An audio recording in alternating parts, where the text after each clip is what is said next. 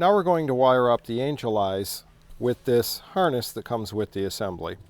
This may look intimidating, but it's actually quite simple. This harness allows us to hook the wiring for the angel eyes either up to the parking lights, so the angel eyes come on when the parking lights are on, or to a number of other sources. This is the power relay, and we're going to grab power for the system from the positive junction block here. So we're going to just lay that in the general area. Here's our connector for the right side angel eye headlight. And this runs over to the passenger side for the passenger side. Now, we will remove the intake shroud here, pop these rivets, oops, like that, pull the center out, and then remove the complete rivet, just like is common with most BMW trim panels. Pull the center, pull the whole rivet. And there's just 3 on this assembly here. And we simply lift it off. We'll leave the rest of the snorkel there. This will allow us to run our wire right under here. We'll do that, like that. This is our turn-on wire for the passenger side. For the driver's side, rather, I'm sorry. Okay, we have a basic layout here. Our turn-on wire for the passenger side, the plug-in for the angel eye, which will go into the plug right on the back of the headlight.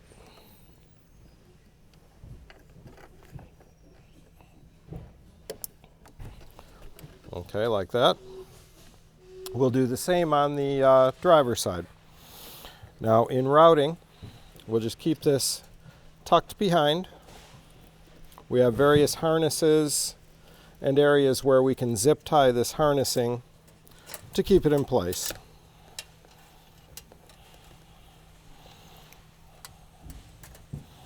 And this is a convenient place to just lay the relay. You can actually pull it further in and physically mount it inside the E-box if you wish. We'll run over to the positive junction block. This is our fuse. And we have a ground here, which you can go to any various place where you can get a good ground. A strut tower nut, or this fender nut right here for the radiator support. You could also run inside, there's a ground connector right here. So depending on the length of the harness, the specific vehicle, you can always add wire if you wish to run to different areas. We would run to here with the negative connection. This wire will go to the colored wire on the parking light harness. Now here, the parking light, various models will have some different colors, but you'll have one brown wire and one colored wire. On BMWs, the brown is always ground, so that'll be our ground wire. The other wire here is our power wire. So what we'll do is tap in with this wire to the powered wire, and that will give us power for the angel eye system. We'll do the same thing on the other side. Now, the reason we do both sides is on this car, this is a single filament bulb. This bulb works for both parking and turn signal. When the parking lights are on, the bulb is on constantly, and that's what we want to turn our angel eyes on. However, when we turn the turn signal on, this bulb itself actually flashes. The power goes on and off, which would actually give us turn signal angel eyes if we just wired right to there alone. That's what this relay setup does. It allows us to run power from alternating right and left side when the turn signal is on. So we have constant power to the angel eyes either way. On other cars that have 3 wires here, the parking light is an individual circuit and the turn signal is an individual circuit, and there's actually 2 filaments in the bulb. On those applications, we could just go right to the parking light right from the angel eye, and that's all we would have to do for wiring. This relay setup would not be necessary.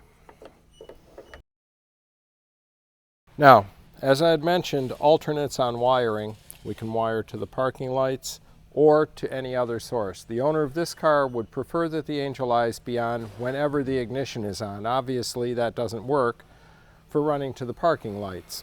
So we're going to run the harness inside the e-box here. There's a grommet down in the bottom that runs into the passenger compartment behind the glove box. That will allow us access to the fuse box, and we can simply choose a circuit that's on when the ignition is on.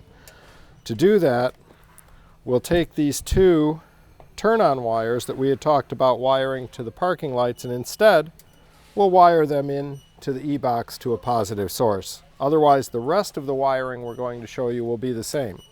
Now, in wiring to the parking lights, if that's the way you choose to do it, you would use these T-tap connectors. This is a crimp. It simply crimps around the wire. Remember, the colored wire, not the brown wire. Crimps around and squeezes shut. That gives us a place for the spade that's on the end of these wires. I've already cut it off because we're going in another direction. Allows that spade to just connect in here for a nice quick wiring connection. But we're not going to do that on this one. So we've got our harness run to the other headlight. It'll run underneath the air duct. We'll put that back in a short while. Put the rivets back in, and that'll be all set. Okay, just like that. We'll zip tie the harness in place along the radiator support and up along the fender here. Let's see if we can get things in place. These wires will end up going into the e-box, and this is our angel eye connector. We had it undone. That'll plug in on the back of the headlight. Now, as I'd mentioned, we're going to go to the positive junction here. We'll take our positive wire, and there's various different ways you can run this. It looks like there's enough wire. We can take the whole thing into the e-box and then run under this gasket, which removes easily, just like this. We could also run it along the strut tower, like this, whatever you prefer. Let's see how it looks this way. If we were to run it under the gasket here, and you notice there is a grommet here for the main wiring harness. We could cut down into that grommet to make room for this harness, but the gasket does press down on it readily. And what we'll do is make a slit, excuse me, in the grommet right here. Let's grab a knife. All right, now I've cut a notch in the grommet here, just using an X-Acto blade. And the wires will lay right there, and the gasket will sit down properly on top of the housing. And that'll be nice and sealed. For the moment, let's loosely get this wiring under control. We'll use some zip ties. I'm going to just do them loosely for the moment until we have our final routing down. So we just tuck the wiring down in here. Pull it taut but not tight. We'll end up zip tying these harnesses to some of the existing harnesses that are running right through here. Now we have all of our wiring inside the e-box. The only thing that has to come back out is the connection for the positive. Let's pull this up. Let's just get this out of the way for the moment. And we should be able to run this right through here. There's a break in the gasketing here. We can just run the wire right around there. Let's take care of that nut. That's a 13 millimeter. Now properly you're playing with an open positive connection here. This is straight to the battery. You should have the battery disconnected at this point.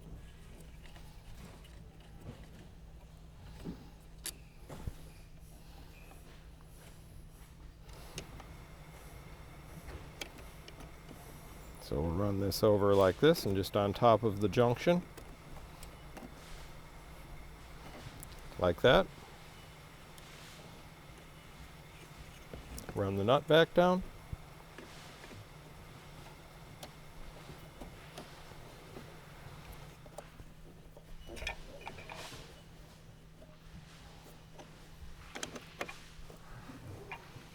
And nice and snug. Here we're done. Let's cover that right back up.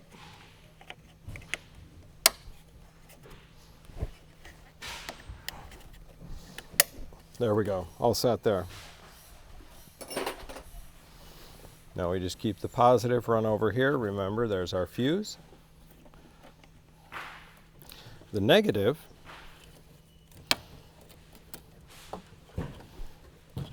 will affix to this positive or the negative junction that you cannot see on the camera. It's right here. We'll connect that on up.